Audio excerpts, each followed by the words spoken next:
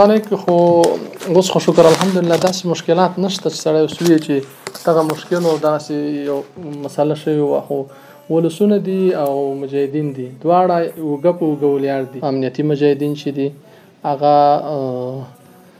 مسؤل ملګري موظف دي او په وخت سره پیښو ته رسیدګي کا او داسې کوم مشکلات هم نشته چې غټ مشکلات دي، خو دا واړه مشکلات دي. یو جنایي پیښه شي، یو کلیوال جنجال، داسې وړوکی مشکل یا ترافیکي حادثې، نو په وخت سره ملګرو رسیدګي کړې. بل ولسونو سره موږ وخت په وخت کینو، مجلسونه کوو، راغواړو، یا د علماو شورا راغواړو او ورسره بار مجلسونه کوو.